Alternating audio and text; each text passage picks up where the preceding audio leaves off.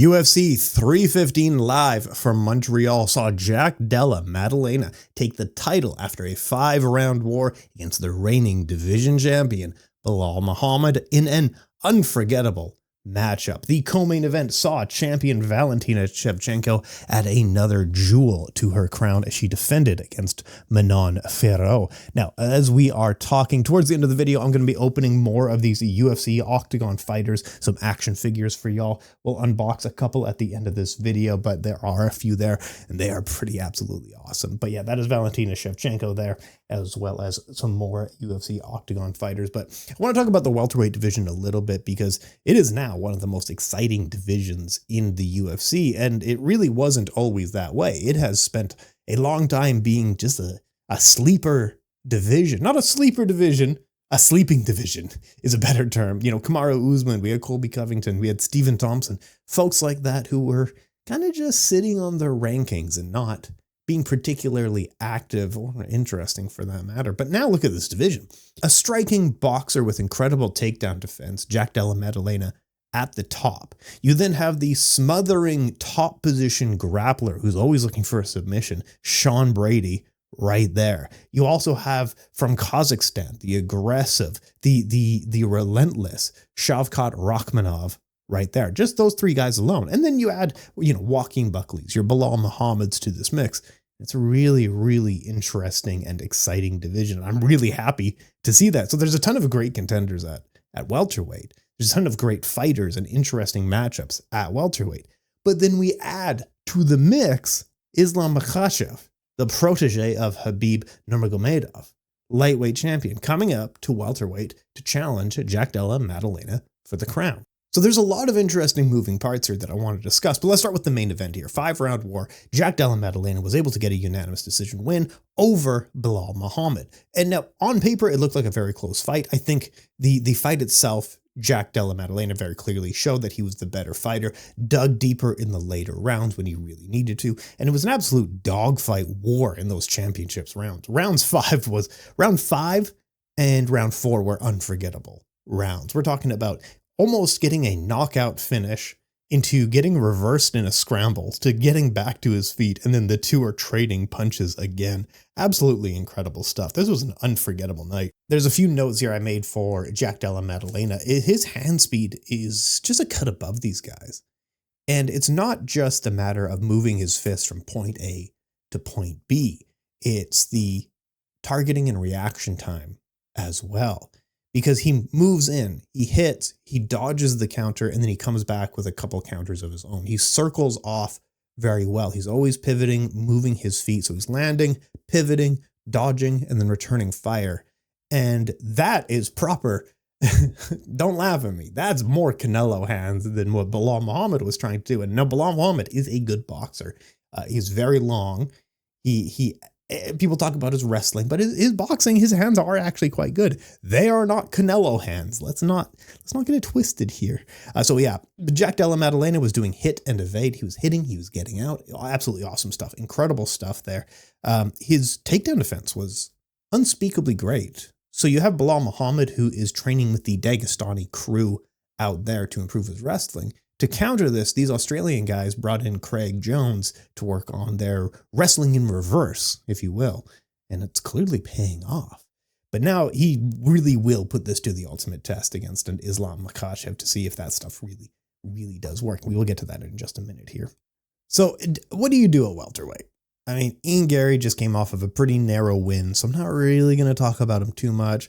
You have Shavkat Rakhmonov right there, who is, I think, injured, but maybe ready to get back in the mix. Sean Brady is ready for a title shot, given his very dominant win against Leon Edwards. It's a finish as well. Yeah, he's ready for a title shot. But what we have to do instead is Islam Makhachev is moving up, looking to become a 2-division champion. Apparently, he's not relinquishing the title. I'm not sure if he is able to win the welterweight title, if he has to then relinquish the lightweight title. I'm not entirely sure. I think they just put this together based on the Hunter Campbell photos of him flying out to Dagestan. It sounds like this was put together last week, so nobody's really entirely sure of what they will be doing. But Either way, he's looking to become at least a 2-division champion for a couple of days before having to relinquish the title. And that means the welterweight division, the rest of it, is put on hold. Do you do a Sean Brady versus Shavkat Rakhmonov for a interim title? I'm not entirely sold on that, but I think the UFC will do something like that. And the reason I say that is just because the UFC in more recent years has very much boxified itself in that everybody's a champion and there's many, many titles, and it's not clear on what titles really are the most important, right? Everyone's an interim champion. Everyone gets an interim title fight. There's so many 2-division champions, and you got an opportunity to become a 2-division champion. Everybody can relinquish their title and move up. And then you got a BMF title on top of that, right? An interim champion doesn't even have to fight the heavyweight champion. You can just hold on to the interim title for 2 years because the main division champion just doesn't want to fight you, apparently. Like, this is the thing of just there's so many champions now who aren't fighting. And you got others who are looking to become 2-division champions. So you got Ilia Topuria, who relinquished his featherweight title to move up, wanting to face Islam Makhachev. And he apparently didn't want to fight him. Islam Makhachev then wants to move up to welterweight to fight Jack Della Maddalena. So instead, we're going to do Ilia Topuria against Charles Oliveira. Now, Charles Oliveira gets that opportunity for either the undisputed lightweight title or an interim lightweight title.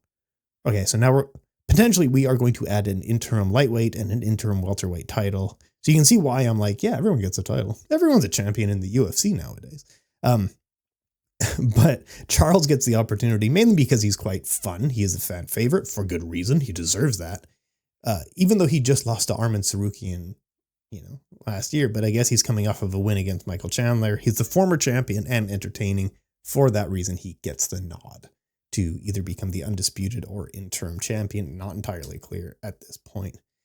I like the fight a lot. I'm a huge fan of Charles Oliveira, and we haven't seen Ilia Topuria at 155. How he does there, if size is not an issue, I'll pick Ilia Topuria quite confidently based on the way that we see Charles Oliveira, getting tagged in almost every fight. Round 1, he gets knocked down by everybody, and he rallies back and is able to knock guys out or submit them. And that's what makes him such an exciting fighter. It's the getting hit early on that is worrying. But we don't know how Ilia Topuria is going to look going up, whether it's size, speed, strength. There's a ton of factors. And maybe Charles Oliveira is not quite in his prime. It's really hard to tell. Just lost to Arman Tsarukyan, got out grappled. No shame in that at all. So it's a great fight, and we'll break it down more as we go forward. But then we also have Islam Makhachev against Jack Della Maddalena. Again, same questions. I don't doubt Islam Makhachev's strength at 170. Like, look at that guy's back. He's got a turtle shell on his back, He's massive for that weight division. I think he'll do really well at 170. Does he beat Jack Della Maddalena? Look, if I'm a betting guy, yeah, I would pick Islam Makhachev to become a 2-division champion. I'm much more confident in him doing that than Charles beating Ilia personally. Or sorry, Ilia beating Charles. But it's an intriguing fight, and I'm very interested in that. And then you get some fun little opportunities like a Shavkat versus Islam Makhachev, a Sean Brady potentially against Shavkat. So yeah, there's a ton of fun things there. But it is very much like we got 4 guys between 2 weight classes, and they're all going to hold a title at some point. Well, I guess Ilia's was featherweight. So we got 4 guys, 3 weight classes, 4 titles. But then you also got Alex Volkanovski at featherweight. So now we got 5 guys with 5 titles in 3 weight classes. I don't know. This is the thing when you got BMFs. Oh, I forgot about the BMFs. Yeah, BMF title. You got interim. You got division. Okay, so everyone's a champion in the UFC at this point. But either way, that is not to take away from Jack Della Maddalena. Absolute masterclass performance. He was on the front foot. He was switching stances. He was constantly evading.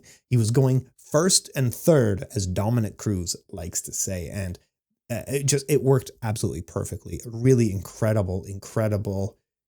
All right, folks. And we also had Valentina Shevchenko defend her title again. She is a record setter. Let's get the focus. There it is there. Valentina Shevchenko defended her title against Manon Ferro. Valentina Shevchenko is one of the more popular fighters in the UFC.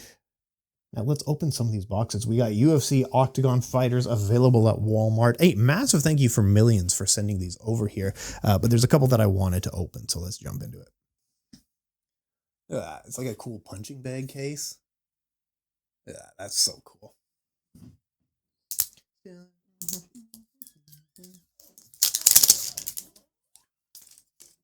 Twist. I think it's twist them open.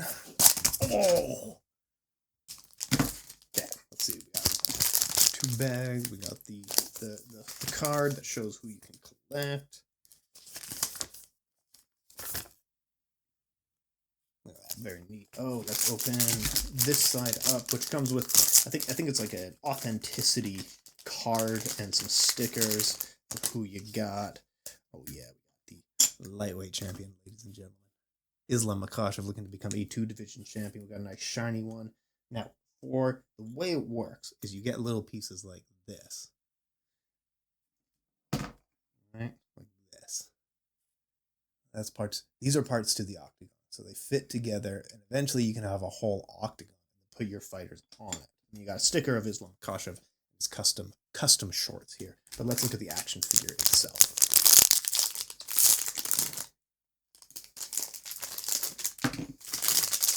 My Islam Makhachev with a UFC brand water bottle. Very cool, very fun stuff there. And of course, Islam Makhachev himself turned out quite good. Look at that. They showed how big and wide he is. The turtle shell on his back. But yeah, this is Islam Makhachev, UFC lightweight champion. Will be going up in weight class to fight Jack Della Maddalena here in a short time. Another one here, folks. We got the cool punching bag there available at Walmart. UFC Action Stars.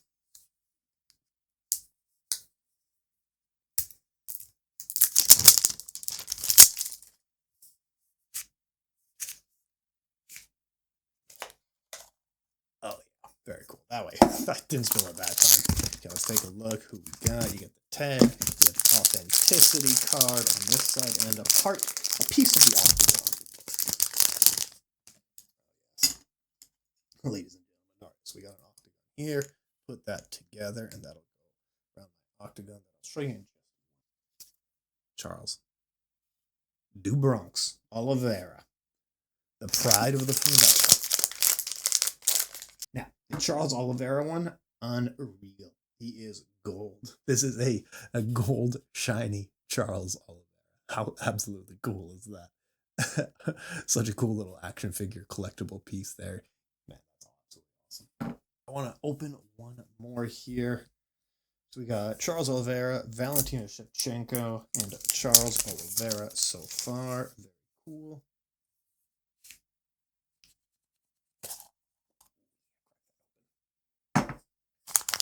Open the punching bag. Let's open the collectible and the octagon part first. We got heavyweight king Dwight Johnny Bones Jones and his custom shorts. Ladies and gentlemen. Okay, let's open him up, see what he looks like.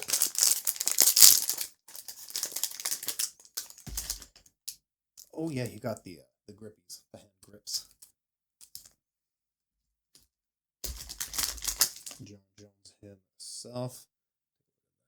That is the UFC heavyweight champion, long reigning UFC heavyweight champion, long reigning light heavyweight king, Jonathan Bones Jones, right there.